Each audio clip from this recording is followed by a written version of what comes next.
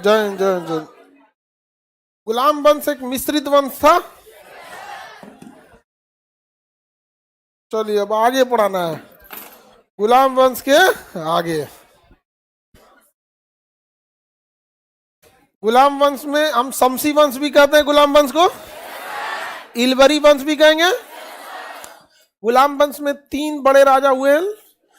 सबसे पहले ऐबक, इल्तुतमिश, रजिया को भी हम रजिया और बलबन।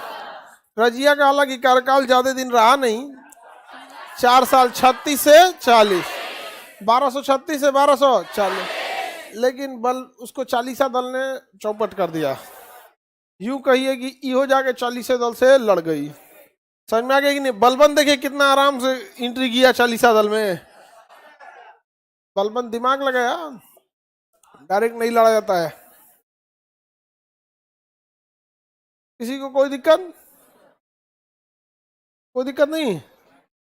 अब वहां अल्लाह नहीं किया करो तुम लोग, गेटवा पे बार बार मना करते हैं मत बैठा करो लोग, तो तुमको 4 को गेट पे बैठना रहता है।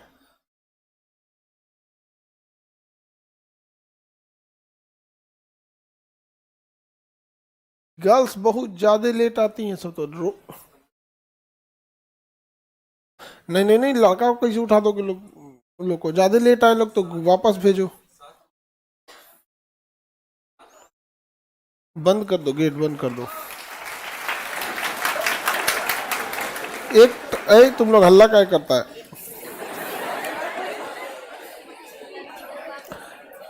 एक फिक्स टाइम के बाद गेट बंद कर दो, ठीक है? जब तक 2 दिन क्लास नहीं छोड़ोगे वो सब नहीं समझेगी सब। कौन उधर हल्ला कर रही है? ए कौन ची कर रही हो? घरे बैठल हो?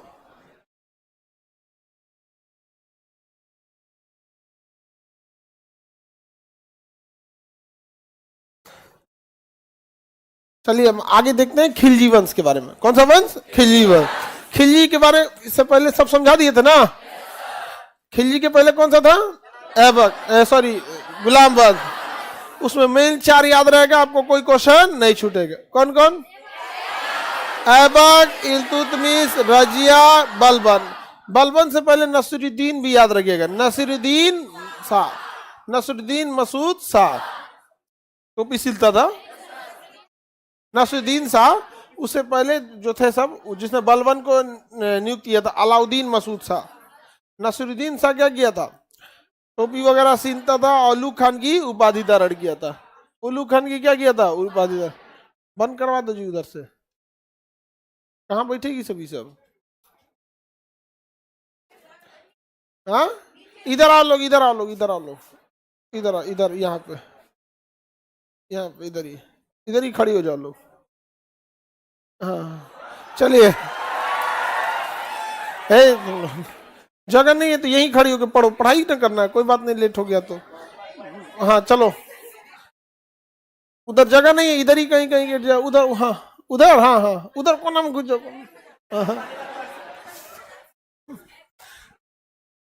हम देखते हैं कौन सा वंश? खिलजी। बट इससे पहले सब याद रहेगा ना?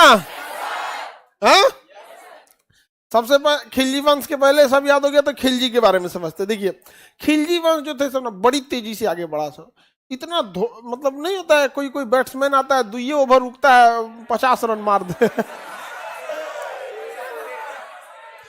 तो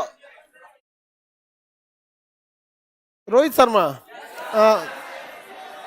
तो होता है कुछ कुछ। तो ये सब भी थे, ज्यादा दिन शासन नहीं किया सब, 30 साल। 1290 में खत्म होता है गुलाम वंश और आते हैं खिलजी वंश। क्यूमर्स और कैकुबात को मार के आ जाते हैं खिलजी वंश और 30 साल रहते हैं 1320 तक। तो 1290 से 1320 तक, इस 30 साल के शासनकाल में गर्दा उड़ा देते हैं सही सब पूरा। मतलब कैसे किसी का मन के चलिए बारात आ रहा है और उसमें कोनो पागल सांड घुस जाए, कितना आदमी को कूचेगा मारेगा, कोई ठीक नहीं रहता। उसी तरह भारत में आया सब कौन? खिलजी। इतना तबाही मचाया, इतना भीषण तबाही मचाया जिसका कोई हद नहीं है आप। तो इसमें से जो पहला शासक था जलालुद्दीन फिरोज खिलजी। तो खिलजी वंश वाले आए ना, देखिए गुलाम वंश वाले जो थे वो तो बाहर से ही आए थे अफगानिस्तान के बाद से, तो वो बड़े बड़े अधिकारियों को अपने ही यहाँ से ले आते थे। बट यहाँ रहते रहते क्योंकि गुलाम वंश को लगभग 70 साल यहाँ हो गया था, तो वो यहाँ के लोगों से परिचित हो चुके थे। जब खिलजी वंश आया ना तो वो ज्यादा परिचित थे भारत के लोगों से, अतः खिलजी वंश वाले ही थे जो बड़े बड़े पद भारतीयों को देना चालू किए, यहाँ के मूल लोगों को देना चालू किए। इससे पहले जो वो थे सब ना नॉर्मल लोगों को भारतीय रखते थे सब, अब बाकी बड़ा बड़ा पद किसको देते सब, विदेशी सबको, अपने अफगान वाले लोगों को दिया करते थे सब। तो ये भारतीयों को उच्च पद देना चालू किया सब, और इसके संस्थापक थे जलालुद्दीन फिरोज खिलजी। तो खिलजी वंश के संस्थापक जलालुद्दीन फिरोज खिलजी। जलालुद्दीन फिरोज खिलजी, जलालुद्दीन फिरोज खिलजी एक मतलब उदार शासक था, जनता से पूछ के शासन करता था, आपको कोई दिक्कत तो नहीं है, तो मतलब एकदम जनता के हिसाब से ही शासन करता था, और कहता था कि मैं मुस्लिम हूँ, एक उदार मुस्लिम हूँ और किसी का खून बहाना नहीं चाहता हूँ। नॉर्मल शासन कर रहा था यहाँ पर। हालांकि राजा को ज्यादा उदार होकर नहीं काम कर सकता है, वहाँ पे ज्यादा उदार रहिएगा तो समझ रहे ना, अशोक की नीति देखे ना, जब तक खतरनाक शासन किया तब तक तो किसी की हिम्मत नहीं थी, और उसके बाद जैसे खत्म हुआ अशोक का पूरा वंश समाप्त हो गया। तो ये उदार नीति को अपनाया था कौन, जलालुद्दीन फिरोज खिलजी। जलालुद्दीन फिरोज खिलजी जनता की इच्छा अनुसार शासन करता था, और ये कैसा शासक था, उदार। उदारवादी का मतलब क्या होता है कि ये अच्छाई का काम ज्यादा करता था उदारवादी की वजह से। लेकिन कोई भी राजा कोई कहीं ना कभी तो सैन्य अभियान करेगा, तो इसने क्या किया, सैन्य अभियान की जिम्मेदारी दक्षिण भारत से चालू किया था, और दक्षिण भारत जीतने की जिम्मेदारी अपने भतीजा को दे दिया। इसका भतीजा अलाउद्दीन खिलजी, भतीजा का नाम अलाउद्दीन खिलजी। तो इसके भतीजा अलाउद्दीन खिलजी को कहा कि तुम दक्षिण भारत जीत के आओ, तो ये भेज दिया अपने भतीजा को दक्षिण भारत। और इसका भतीजा जो था ना ठीक इसका उल्टा था, बहुत खच्चर था अलाउद्दीन खिलजी, ठीक उल्टा। दक्षिण भारत जब जीतने गया तो दक्षिण भारत में अथाह सोना है, बहुत ज्यादा संपन्न है दक्षिण भारत। समझ आ रहा है कि नहीं आ रहा है? तो दक्षिण भारत में आप देखेंगे कजन मैरिज बहुत ज्यादा हो जाते हैं। उसका एक ये भी रीजन है कि जो धन संपत्ति है वो एक ही कम्युनिटी में रह जाती है, एक ही परिवार में रह जाता है। कजन मैरिज मतलब चचेरी ममेरी फुफेरी नहीं होता है, उसको कजन बोला जाता है अंग्रेजी में, समझाया। तो इसने दक्षिण भारत जीतने की जिम्मेदारी अपने भतीजा अलाउद्दीन खिलजी को दिया। अलाउद्दीन खिलजी दक्षिण भारत से बहुत सारा धन दौलत लेके आया यहाँ पर।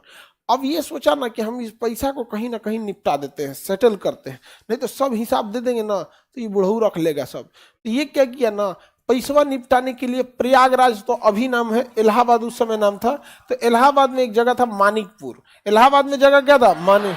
सोचा कि मानिकपुर में पहले रुकते हैं, यहाँ अपने कुछ कुछ को क्या करेंगे, सेटल करेंगे, पैसा आधा तो खपा देंगे इधर उधर, आधे लेके कहाँ पहुंचेंगे, दिल्ली। समझ आ गया कि नहीं? लेकिन इसकी सूचना किसको मिल गई, जलालुद्दीन फिरोज खिलजी को। उसका भतीजा था, और भतीजा के साथ साथ दामाद भी था, ओके बेटिया को फंसा लिया था कौन, अलाउद्दीन खिलजी। तो भतीजा भी था और दामाद भी था। ये सब काम जो होता है ना, ये जितना ये देखा देखी देखता है सब फंस जाता है, सब फंस जाती है, ये सब जो होता है ये डिपेंड करता है कि पास से, मतलब जिसको देखते रहेंगे ओकरे से ना आपको लगा होगा, वो चाहे अच्छा है चाहे खराब है।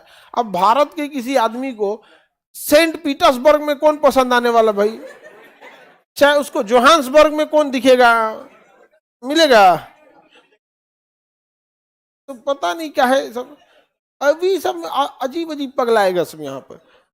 समझ में आ रहा है कि नहीं आ रहा है? यहाँ पे लड़की लोग को हम हमेशा समझाते हैं ज्यादा खुश नहीं होना लो लड़का सब पे, ये बड़ी तेज पलट जाता है सब। समझ में आया कि नहीं आ गया? बड़ी उठपटांग होता है। तो अलाउद्दीन खिलजी धन दौलत लेके पहुंच गया मानिकपुर, और ऊपर से पहुंच गया इसका ससुर जलालुद्दीन खिलजी, जलालुद्दीन फिरोज खिलजी। ये हिसाब लाओ, अलाउद्दीन को खटक गया यार, तो हमको कोई ना कोई हमारी सेना में क्या किया है, दगाबाजी किया है, और इसको हम अपना हिसाब पूरा दे देंगे तो भैया हमारे पास बचेगा क्या। पकड़ के मार दिया इन्हीं को, ससुर को। हाँ चाचा या ससुर, चाचा या ससुर पकड़ के मार दिया, कहा जाइए द एंड, ससुर खत्म यहाँ पे। समझ में आएगी नहीं क्या? बेटी कुछ ही कर लेगी। राजा हो जाकर लाइफ इतना अच्छा नहीं होता है जितना आपको लगता है, उसकी सुविधाएं ज्यादा होती है बट लाइफ बहुत खराब होता है। सिंहासन अस्थाई किसी का रहा ही नहीं, चाहे कितना भी बड़ा राजा हो, किसी का सिंहासन अस्थाई नहीं रहा। जो भी सिंहासन पे बैठ रहे हैं, एक समय था अशोक था, सिंहासन पे बैठने का मतलब पूरे भारत को कंट्रोल करना। आज वहां मोदी जी हैं। ये नहीं समझ रहे हैं। तो ये चीजें खैर वो तो एक अब लोकतांत्रिक ढंग से जनता ने चुना है, बट उससे पहले कैसे था कि भैया जिसका पावर है वो चला जाएगा। अभी पावर वोट का है, जिसके पास किसका पावर है, वोट का, वहां चला जाएगा। आप में से कोई प्रधानमंत्री बने आने वाले समय में, चाहे महिला लोग में, समझ में आएगी नहीं गया यहाँ पे, तो महिला लोग में भी हो सकता है, ऐसा क्यों नहीं है। आप लोग का आधा तो पॉपुलेशन अकेले महिला का है भारत में, आधा तो आप ही लोग हैं ना। लेकिन आप लोग राजनीतिक रूप से उतना सक्रिय नहीं है। हालांकि अभी जो आरक्षण दिया गया है वो देखिए लागू होने में उसको लंबा समय लग जाएगा थोड़ा सा, लेकिन उसके बाद धीरे धीरे महिलाओं का संसद में क्या होगा, संख्या बढ़ेगी। तो बताइए मानिकपुर में इसने किसको उड़ा दिया? जलालुद्दीन फिरोज खिलजी। दक्षिण भारत का हिसाब दिया, बढ़िया से हिसाब दिया। समझ में गया?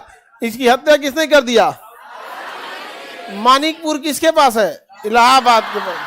हाँ, इलाहाबाद। या दूसरे को प्रसन्न करने का जीवन जीता था जलालुद्दीन फिरोज खिलजी। उदार शासक था, कहता मैं एक वृद्ध मुस्लिम हूं और मुसलमानों का रक्त बहाना नहीं चाहता। तो इसका दामाद कहा कि आप नहीं चाहते हैं ना, हम तो चाहते हैं। मार दिया अपने ससुर को। समझ में आ गया कि नहीं गया? अब आते हैं किसके? जलालुद्दीन अलाउद्दीन खिलजी। अलाउद्दीन खिलजी, इसी ने जो शासन किया वही किया है। जो भी शासन किया है खिलजी वंश में, बस एक के को नाम है आपको, क्या? अलाउद्दीन खिलजी। 3 गो शासक इसमें नाम याद रखना है। एगो फिरोज खिलजी देख ही लिए, संस्थापक है, तो आपकी मजबूरी है संस्थापक का नाम याद रखना होता है आपको। संस्थापक ही किसी चीज को स्टेब्लिश करता है, तो संस्थापक का नाम याद रखना जरूरी होता है। लेकिन कितना काम किया आपको समझ में ही आ गया? कोई काम हम तो किया नहीं। जनता से पूछ के शासन करिएगा। हाँ, पता चला आप लोग से पूछ के हम लोग पढ़ाना चालू किए तो पढ़ा चुके। हाँ, सब अपने अपने सिलेबस बनाएगा। क्या सर नेहरू पढ़ा दीजिए ना जरा, इसके बाद यहाँ अलाउद्दीन खिलजी के बाद ना आप जवाहरलाल नेहरू बता दीजिए।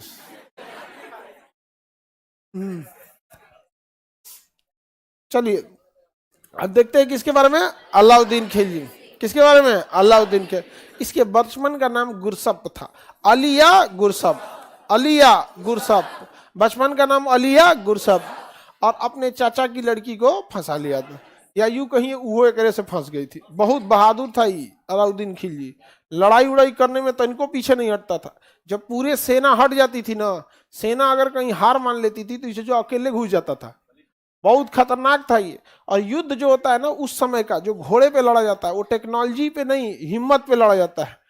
जो सामने सामने की लड़ाई थी वो किस पे लड़ा जाता था? हिम्मत पे। अरे बहुत था उस टाइप का मन बड़। एगो गौवा में नहीं दिखेगा कोनो कोनो तनी 2 मिनट में मार चालू कर देगा। तनी तनी हुआ, हाँ हाँ हाँ का है, कैसे बोला, कैसे तुरंत चालू कर देगा। आप देखते हैं उसी टाइप का कौन था? अलाउद्दीन। ज्यादा सोचता नहीं था, मार धड़धड़ा के चालू कर दिया यहाँ पे। और सबसे ज्यादा जरतुआ था, देख जरना। कौन? अलाउद्दीन खिलजी। कभी दूसरे को अच्छा से देखिए नहीं चाहता था, देख जरना था वहां पर। आप लोग को समझ में आ रहा है? देख जरना। हाँ, आप लोग को तो एकदम अच्छा समझ में आएगा। लड़का सब देख जरना उतना नहीं होता है सब। क्या बात कोई लड़का एक गो कपड़ा पे कम से कम 5 गो बियाह में अटेंड कर लेता है। हाँ, एक अगर सूट सिलवा लिया ना तो कम से कम पे 8 गो बियाह अटेंड करेगा वो। हाँ, लेकिन अलाउद्दीन खिलजी ऐसा नहीं था, बहुत ज्यादा देख जानना था। उसने कहा कि हमको ऐसा काम करना है ना कि सबसे अलग दिखे हम यहाँ पे। तो कहा कि एक काम करते, हम अपना धर्म निकालते एक तो। देख रहे हैं, छोटा मोटा सोचे नहीं इसका। कहा अब अपना धर्म क्यों नहीं निकाला जाए? हम तो मौलाना लोगों ने उनको समझाया कि ये सब चीज नहीं करिएगा। आप राजा हैं तो क्या हुआ, पूरी जनता बगावत कर देगी। इसने सर्वे कराया, कहा कि हाँ भाई जनता पूरा बगावत कर देगी यहाँ पे। तो उसने कहा ठीक है कैंसिल कैंसिल, और कहा कि जाके आप खलीफा को मान्यता दीजिए, ईरान के जो धार्मिक हैं खलीफा उनको मान्यता दीजिए। तो कहा ठीक है मान्यता देते हैं, आप खलीफा हैं, हम आपसे खिलात ले लेते हैं। ठीक है, खिलात सबसे पहले लिया था इल्तुतमिश, याद कीजिए। तो इसने कहा, नहीं तो फुल मूड में था किस चीज के, अपना धर्म निकालने के। कहा कि हमको कौन रोकने वाला है, यहाँ पे कोई दिक्कत है? दरबार के सारे लोग कह रहे हैं कहाँ कोई दिक्कत है। इसको हमेशा से ना करने का शौक था कि जो दूसरा काम किया उससे बेहतर हम करें। कुतुब मीनार बनवा के गया कुतुबुद्दीन ऐबक, कंप्लीट किया इल्तुतमिश। इसने बगल में बनवाया अलाई मीनार, बगल में क्या बनाया अलाई, ठेका दे दिया सेनापति को। भाई घर बनाने की जिम्मेदारी सेनापति को दीजिएगा, एक तल्ले में इतना पातर कर दिया। अरे भाई धीरे धीरे जाएगा ना, एक के तल्ला जाते जाते पातर हो गया। कहा कि तब जोड़ के बराबर कर दो। तो अभी इसे मुंह खुलल रहेगा तो कैसा लगेगा यहाँ पे, तो कहते पातर कर दो, बन गिलो यहाँ पे। उसका नाम रखा अलाई मीनार। क्या नाम रखा? अलाई मीनार। और याद कीजिए कुतुबुद्दीन ऐबक ने एक मस्जिद बनवाया था, कुब्बतुल इस्लाम मस्जिद। मस्जिद का नाम कुब्बतुल इस्लाम। तो इसने कुब्बतुल इस्लाम मस्जिद के का जो मेन गेट है ना, उसको चारों ओर बाउंड्री दिलवा दिया। अब मेन गेट का नाम रख दिया अलाई दरबार। क्या नाम रख दिया? अलाई दरबार या अलाई दरवाजा नाम रख दिया। कहा कि भाई कोई मस्जिद में बाद में जाएगा, पहले गेट देखेगा ना कौन बनवाया है। अच्छा पता है, किसी मंदिर मस्जिद कहीं भी पहले तो आप बाहर से कैंपस से ना देखते हैं। कहा कि अपना रहेगा मस्जिद वो ऐबक का, लेकिन दरवाजा हमारा रहेगा। बहुत देख जानना था। अलाउद्दीन खिलजी, इसने अपने आप को सिकंदर सानी कहा था, यानी द्वितीय सिकंदर। द्वितीय सिकंदर कहा जैसे सिकंदर को पूरी दुनिया जीतने की होड़ लगी थी, हमको पूरे भारत जीतने की दौड़ लगी है। बताइए हम कोई जगह छोड़े हैं? ना दक्षिण में छोड़े हैं, ना उत्तर, ना पश्चिम, कहीं नहीं छोड़े हैं।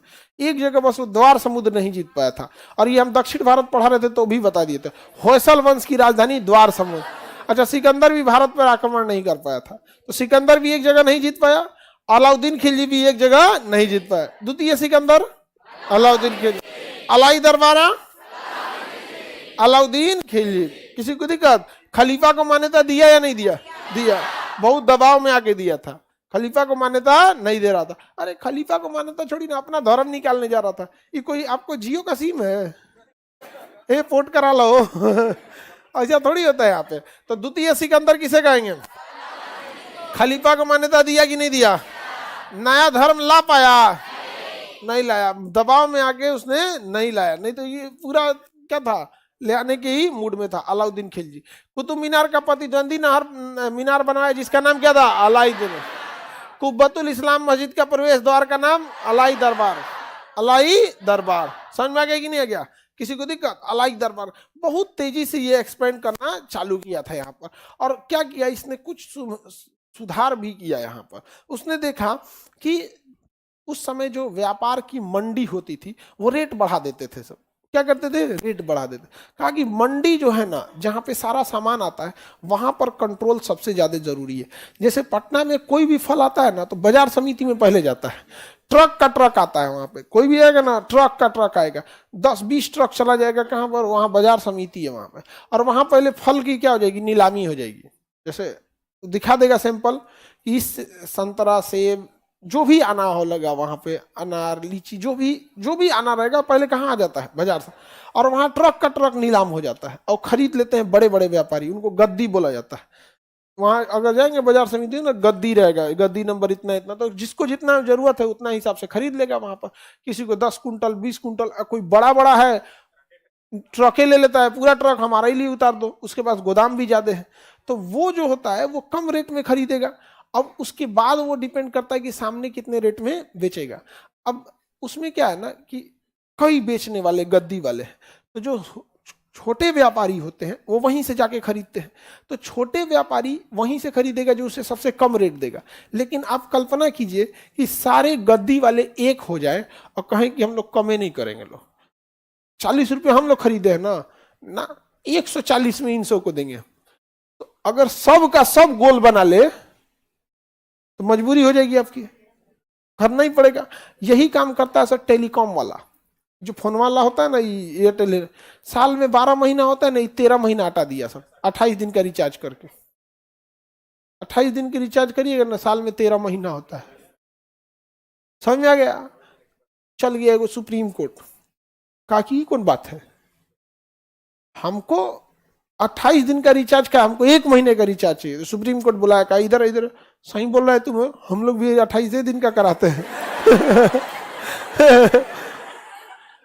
Try telecom regulatory authority of India, वो भी कहा कि क्या उनकी कर रहा है 28 दिन वाला, ना तो 56 दिन का, ना तो 84 दिन का। अरे खड़ा खड़ा एक, ये तो 30 दिन का दो, 60 दिन का दो, 90 दिन का दो, ये कौन सी 2-2 दिन का घटाते रहता है यहाँ पे। तो उसको कहा गया कि तुमको एक ऐसा प्लान रखना पड़ेगा जो कंप्लीट 30 दिन का हो। तो कहा सबकी ठीक है, सब गोल बना के बैठा सब एक जगह। तब हो जियो भाई, बताओ हो आइडिया। हाँ भी आई। तो कहा कि एक काम करते, 28 दिन वाला प्लान ना रहने देते हैं, और आदेश आया है 30 दिन का भी प्लान होना चाहिए ना, 30 दिन का प्लान भी देते हैं, लेकिन 30 दिन वाला प्लान में दे देंगे महंगा और डाटा देंगे कम, कि रहले कोनो काम के नहीं। तो 30 दिन का प्लान आता है, देखिएगा ना यहाँ पर, वो कोनो काम का नहीं रहेगा, वो पैसों रहेगा महंगा और फैसिलिटी भी नहीं देगा। कहेगा हमारे आगे का था भाई, हम प्लान दिए ना, आदेश यही ना था कि आप 30 दिन का भी प्लान लाइए, उसी को महंगा पड़ेगा, अपने 28 दिन का लेगा, हम 13 महीने का साल बना देंगे। तो उन्होंने अपना गुटबाजी कर लिया कि नहीं कर रहे।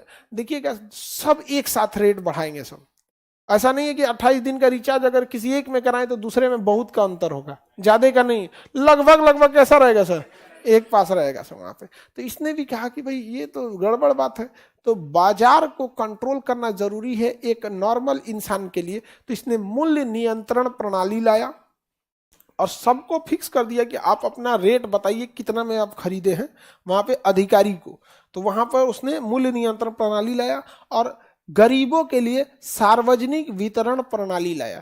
तो आम लोगों के लिए मूल्य नियंत्रण और गरीब जनता के लिए सार्वजनिक वितरण प्रणाली।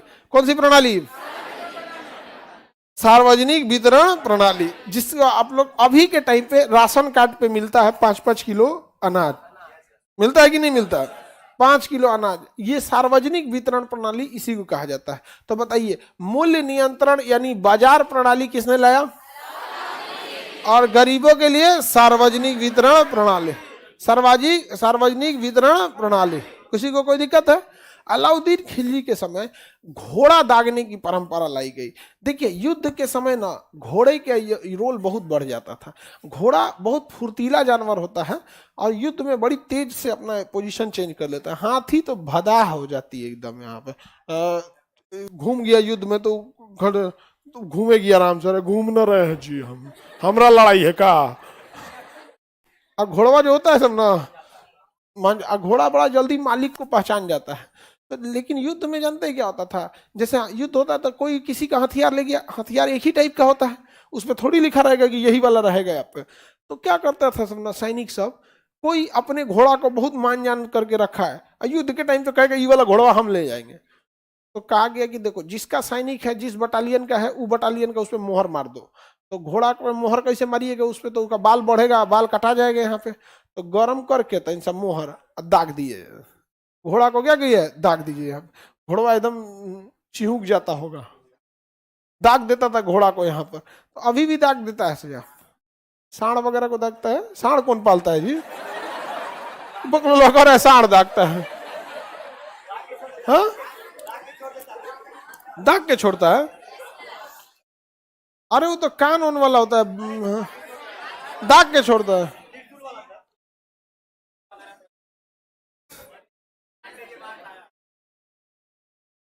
चलिए पता नहीं कहां से सांड पाला हुआ है। अरे 2 सांड लड़ जाता है सब तो फिर किसी का नहीं सुनता है। तो घोड़ा दागने की परंपरा किसने लाया?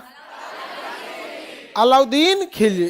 तो घोड़ा दागने की परंपरा अलाउद्दीन के। सैनिकों के लिए ड्रेस अलाउद्दीन खिलजी। नहीं तो पहले क्या था ना, कुछ पहन के लड़ लो, तो घोड़ वाला कपड़ा पहन के क्या हुआ, चलो हो मारो, लड़ाई चालू कर दिया। तो घोड़ा दागने की परंपरा और सैनिकों के लिए ड्रेस अर्थात तो हुलिया की व्यवस्था किसने चालू किया? अलाउद्दीन खिलजी, अलाउद्दीन खिलजी, अलाउद्दीन खिलजी ने हर चीज को व्यवस्थित करने पर लग गया, क्योंकि गुलाम वंश के समय में सारी व्यवस्थाएं चालीसा दल को दी गई थी, और गुलाम वंश के अंतिम समय सारा बागडोर बलबन के हाथ में था, और बलबन ने क्या किया था, चालीसा दल को ही समाप्त किया था। बलबन ने किसे समाप्त किया था, 40। तो गुलाम वंश के बाद ना समाज एकदम शासन एकदम बिखर चुका था। तो इसने क्या किया, 4 आदेश की घोषणा किया, कहा कि गुप्तचर व्यवस्था रहना बहुत जरूरी है, दान में जितनी दी गई जमीन है सबको सरकारी जमीन में वापस ले लिया जाएगा, किसी को दान की जमीन नहीं दी जाएगी, बड़ा बड़ा सबके पास दान है। दान इन द सेंस, दान आया कहां से था, इक्ता व्यवस्था की तरह याद कीजिए, इल्तुतमिश ने इक्ता व्यवस्था लाया था, और उसमें जो कर्मचारी करप्ट था वो अपने जान पहचान वाले को ज्यादा जमीन दे देता था, तो दान में दी गई जमीन को किसमें बदल दिया, खालसा जमीन में। गुप्तचर व्यवस्था को क्या कर दिया, अस्थायी कर दिया। नशा मुक्ति अभियान चलाया। मद्यपान, कहा कि बीच में कोई अगर गुटखा पान बीड़ी, इसको मद्यपान कहा जाता है, ये शराब वगैरह जो पी लिए उन लोग को हम क्या कर देंगे, निपटा देंगे। एकदम जैसे बिहार में है ना, शराब वगैरह आप खुलेआम नहीं पी सकते हैं, अगर पी रहे हैं पकड़ा गए तो आपको क्या होगा, जेल होगा।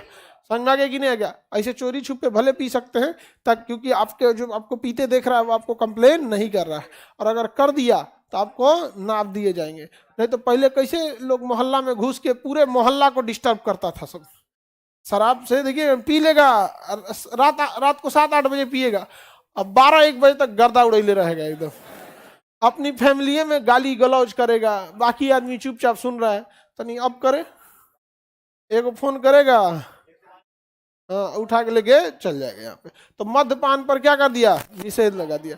और ये अशोक से प्रभावित होकर छोटे त्योहारों पर भी क्या कर दिया, रोक लगाया। और बड़े बड़े जो अधिकारी थे, जिन्हें अमीर, अमीर यहाँ कहने का सेंस ये नहीं है कि पैसे से अमीर, बड़े उच्च अधिकारियों के मिलने पर भी क्या कर दिया, प्रतिबंध लगा दिया, वरना ये सब मिल उल के सरकारें बदल देता था। चालीसा दल ने क्या किया था सब, चालीसा दल कम डिस्टर्ब किया। गुलाम वंश को हकीकत में इल्तुतमिश के बाद अगर चलाया तो चालीसा दल, फिर संभाला तो बलबन, बीच में सबको निपटा दिया था सब ना चालीसा दल वाले। तो जो उच्च अधिकारी थे अमीर, क्योंकि उनके पास जमीनें भी ज्यादा थी यहाँ पर, तो उच्च अधिकारियों के मिलने पर क्या कर दिया, प्रतिबंध लगा दिया। उच्च अधिकारियों के मिलने पर प्रतिबंध लगा दिया। छोटे त्योहारों पर भी क्या कर दिया था, रोक लगा। ये छोटे त्योहारों पर रोक लगाने का परंपरा ये किससे सीखा था, अशोक ने। क्या किया था, अशोक ने प्रतिबंध लगा दिया। तो गुप्तचर व्यवस्था को क्या कर दिया, अस्थायी कर दिया। इसने टैक्स वगैरह को भी लाना चालू किया। और अलाउद्दीन खिलजी का साफ कहना था कि अगर टैक्सेशन कम हो गया तो राजा के पास धन कम हो जाएगा, और राजा के पास धन कम हो गया तो शासन अच्छे से नहीं कर पाए, इसलिए टैक्स व्यवस्था को अच्छा से कंट्रोल करके रखना है। इसने 4 प्रकार के इसके समय टैक्स हुआ करते थे, जजिया, जकात, खुम्स और खराज। जजिया, जकात, खुम्स, खराज। जजिया, जकात, खुम्स, खराज। जजिया, जकात, खुम्स, खराज। आपको जजिया पता है, पहले पढ़ा दिए हैं, ये गैर मुसलमानों से लिया जाने वाला एक टैक्स था। जकात मुसलमानों से के आय पर लगता था, ये आज भी मुस्लिम लोग जकात देते हैं, मुस्लिम लोग आज भी जकात देते हैं। और अगर जकात मुस्लिम धर्म के हिसाब से नहीं दिया जाएगा ना, तो धार्मिक दृष्टि से उनका कमाया गया धन अवैध माना जाएगा। ये नियम है इस्लाम धर्म में कि आपको हर हाल में जकात दे ही देना है। और लोग अमूमन दे देते हैं, और किसी महीने दे या न दे, रमजान में जरूर देते हैं।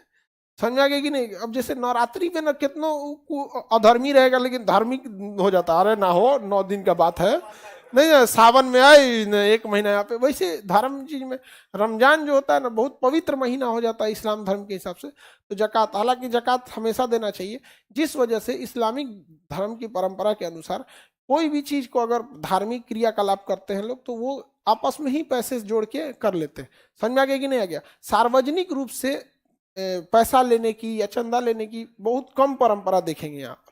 वो अब गरीबी की वजह से भीख मांगना या फिर सहयोग, वो एक अलग चीज हो जाता है। समझ में आ गया कि नहीं। तो गरीबी तो किसी में देखेंगे आप लोग। तो यहाँ पर ना ये अभी जकात वगैरह है, तो उससे क्या होता है कि जो कुछ छोटा मोटा काम है वो कर सकते हैं। अगर कोई बड़ा काम करना है, जैसे मस्जिद वगैरह बनाना है या कुछ बनाना है, तो वो उसी समय उसके लिए अनाउंस कोई कर देता है कि भाई इसमें आप लोग क्या कीजिए, मदद राशि कीजिए, कुछ जो सक्षम है ज्यादा दीजिए, जो कम सक्षम है थोड़ा सा कम दीजिए। तो ये जकात हो गया। खराज, ये मुसलमानों का क्या था, भूमि कर था। खुम्स सैनिकों का था। खुम्स क्या था, देखिए खराज भूमि कर था और खुम्स सैनिक कर था, और जकात जो था इनकम टैक्स था। जकात किस पे था? इनकम पे, जमीन पे नहीं था। किस पे था? इनकम पे, इनकम पर लगता था वहां पे। तो कितने टाइप के टैक्स हो गए? 4। जजिया, जकात, खुम्स, खराज। जजिया, जकात, खुम्स, खराज। याद हो गया? किसी को दिक्कत नहीं ना? जजिया, जकात, खुम्स, खुम्स और खराज। आगे बढ़ जाए। जजिया अभी चालू है? अरे जजिया कैसे चालू हो जाएगा? मोहम्मद शाह रंगीला के समय से ही जजिया कंप्लीट बंद है, हमेशा के लिए बंद हो गया। इसके अलावे जिनका मकान होता था, आज भी ये टैक्स लागू है। आप अपना मकान अगर बनाएंगे ना तो उस मकान का टैक्स लगता है, मकान का टैक्स लग। जब आप कोई मकान खरीदने जाते हैं तो जमीन की रजिस्ट्री हो जाती है, तो रजिस्ट्री तो हो गया, जमीन का मालिकाना हक आपके पास आ गया। अब उसमें दाखिल खारिज होता है, समझ में आ गया कि नहीं आ गया? मोटेशन बोलते हैं जिसको, समझ आ गया कि नहीं आ गया?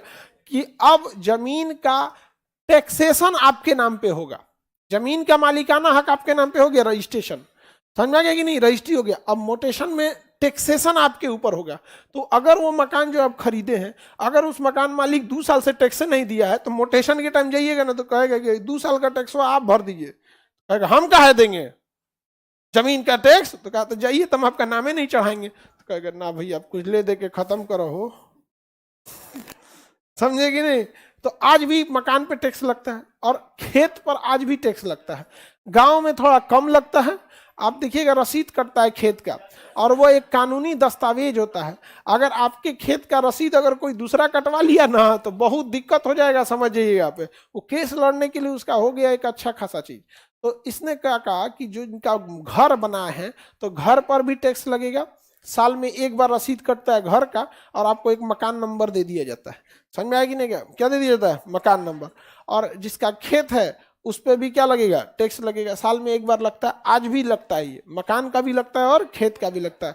आप अपने घर में पापा या दादाजी से पूछिएगा जिनके पास रसीद होगा यहाँ पर, तो जो घर के नाम पर टैक्स लगता था उस मकान को कहते थे घरी के नामक टैक्स, और जो खेत पे लगता था उसे कहते थे चरी। चारागाह पे लगेगा तो चरी, और घर पे लगेगा तो घरी। तो चरी और घरी नामक टैक्स भी होता था यहाँ पर। किसी को दिक्कत? तो इससे आपको क्या लगता है कि अलाउद्दीन खिलजी टैक्स लेने में कितना तत्पर था? कहा कि बाप रे बाप, इतना ज्यादा हम टैक्स छोड़ सकते हैं, कभी टैक्स को नहीं छोड़ेंगे। और जो दान में दी गई जमीन थी उसे किसमें बदल दिया था? खालसा भूमि। खालसा भूमि किसके पास थी? राजा के पास होती थी।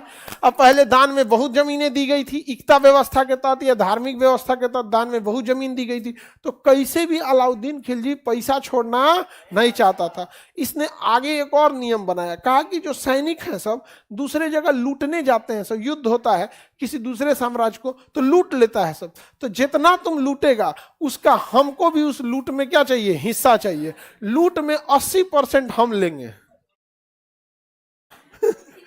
लूट में कितना लेंगे? 80% हम लेंगे, क्योंकि सबसे बड़ा डकैत कौन है? अलाउद्दीन खिलजी खुद। अब बताइए, कहीं 1 लाख लूटा, कहीं दूसरे साम्राज्य में हमला किया, खूंटा पे से 100 गो भैंस खोल के लाया, तो 80 गो भैंस अलाउद्दीन खिलजी। मतलब वो पैसा का सबसे बड़ा खतरनाक है। पैसा सबसे जरूरी चीज है, ये साथ ऊपर नहीं जाएगा, लेकिन जब तक साथ है नीचे गिरने नहीं देगा। बहुत उटपटांग चीज होता है ये पैसा यहाँ पर। समझ में आया कि नहीं आ गया? अरे ज्यादा हो जाता है तो पर्स फट जाता है, आंकड़ बहुत तेज आ जाती है।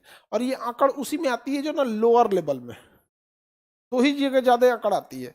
एक हल्का फुल्का पैसा वाला है तो आंकड़ आती है, और नहीं तो अचानक आया है पैसा तो आंकड़ आएगी, और नहीं तो बिना मेहनत आ गया है तब आएगी। समझ आएगी कि नहीं आ गया? बिना मेहनत आ जाता है ना तो आंकड़ आ जाता है। जैसे मान के चलिए आप 25वां तल्ला पे लिफ्ट पे चढ़े हैं, आंकड़ में रहेंगे यहाँ पर। अच्छा सीढ़ी से चढ़िए तो 25वां तल्ला, आंकड़ देखते हैं, हाँ अरे बाप बाप अब नीचे ना जीतो, बाप बाप बहुत टाइम। क्योंकि आपको पता है कि यहाँ आने में कितना मेहनत करना पड़ा, तो पैसा बचा के रखिएगा कि कहीं अगर बर्बाद हुए तो यहाँ आने में बहुत मेहनत है। समझ आएगी नहीं गया? नहीं तो जो ऐसे पहुंच जाता है उसको कोई क्या ही करना है उसको यहाँ। अब भारत में ना ऐसे ऐसे बैलन की कोई कमी नहीं है, एकदम ऐसा करेगा समझना जैसे लगेगा कि अंबानी नहीं गया। वही अंबानी है, उतना तो वो घमंड में नहीं रहते होंगे। धमकी देगा क्या, अरे खरीद लेंगे तुमको, नहीं खरीद पाएगा। 1 करोड़ का सामान लगा है शरीर में, 3-3 लाख 10 लाख का तो किडनी हो जाएगा, कौन सी खरीद लेगा? यहाँ पे 25 से 30 लाख का लीवर होगा, सब चीज। अरे दान देना चालू कीजिए एकदम ब्लड से लेकर, अच्छा उसके बाद अपन शरीर है, दाम हम लगाएंगे, तुम कौन होता है? नहीं समझ में आया? बढ़िया टाइप का किडनी है, एक 10 लाख का पड़ेगा, नहीं समझे? हमारा आंख नाक कान एकदम अभी परफेक्ट है, इतना रोशनी उसनी सब, कोई दिक्कत होता है? धमकी देगा खरीद लेंगे, खरीद, अरे सोचा तो नहीं खरीद लेंगे। यहाँ कुछ ज्यादा ही बोलता है। हम बिहार वाले लोग इस पे और बर्बाद हो गए लोग, हम लोग और बर्बाद हो गए लोग। पहले समय में जब हम लोग बहुत आगे थे ना, तो बड़े बड़े लोग बगल में शांति से बैठ के चले जाते थे, पता ही नहीं चलता था किसी को। आज में क्या है ना, 10 रुपया कमाएगा तो कूदेगा 10 लाख बराबर। सल्तनत काल में बताइए तो टैक्स, लूट के धन पे कितना टैक्स लगा दूं? हाँ, भू राजस्व तो आपको पता है कि जमीन पर उपज के आधार पर लिया जाता है। ये किसी भी राजा के समय कभी फिक्स नहीं हो सकता है, क्योंकि जमीन उपजाऊ पर ज्यादा टैक्स, बंजर पर कम टैक्स, फसल खराब हो गया तो टैक्स फ्री तो हो जाता है। तो भू राजस्व कभी भी ठीक मतलब परफेक्ट नहीं रहेगा। 1/3 कभी कभी 1/2, यानी कभी 33% तो कभी 50%। जहां उपज ज्यादा है वहां 50, जहां उपज कम है वहां 33%। किसी को दिक्कत? सल्तनत काल में पहला शासक था जिसने भूमि की क्या कराई थी? नाप कराई थी, क्योंकि इसका कहना था कि भैया हमको कुछ भी हो जाए टैक्स में कमी नहीं होना चाहिए, तो पहले दोबारा नाप करो सब लोग अपना अपना खेत। तो नपवाया और सबका टैक्स फिक्स किया कि खेत का है तो चरी और घर है तो घरी, और जजिया जकात खुम्स खराज हमको देते रहना, घरी और चरी देते रहना, और लूट के ले आना तो 80% मेरा हो गया। और भू राजस्व तो मेरा ही है, जहाँ जमीन अच्छी नहीं है 33%, जहाँ जमीन अच्छी है 50%, बाकी अपना नाप वाप करा करा के हमको टैक्स वैक्स भी देते रहना। पैसा के मामले में कोई समझौता नहीं। अलाउद्दीन जी, समझ में आ गया? राजा को पैसा की जरूरत रहती है जी। यहाँ पर अगला देखते हैं, दीवाने मुस्तखराज।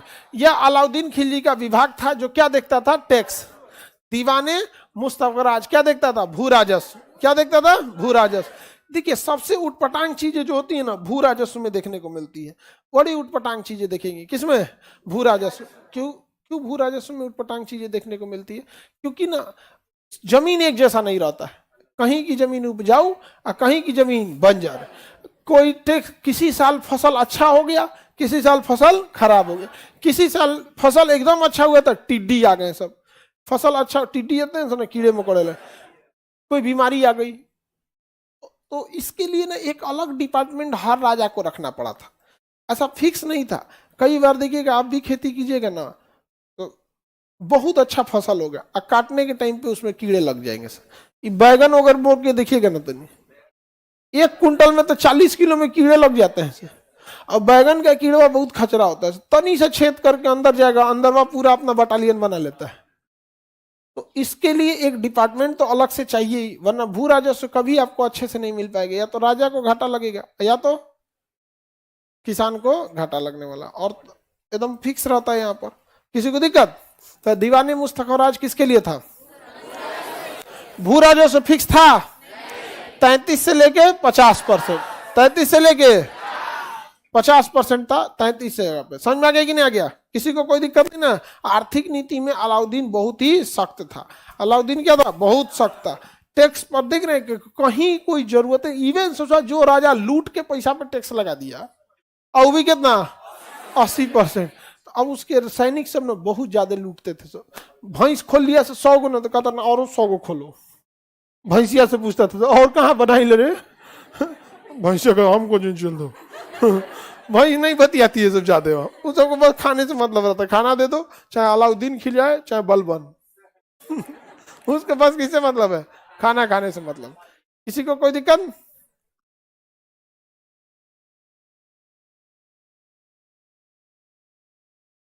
चलिए, तो इतना समझ में आ गया। अब अलाउद्दीन खिलजी की सैन्य अभियान देख लेंगे। तो अलाउद्दीन खिलजी का सैन्य अभियान कल समझा देंगे, उसमें उसने बहुत ज्यादा सैन्य अभियान किया था। तो राजस्व नीति तो समझा दी। अब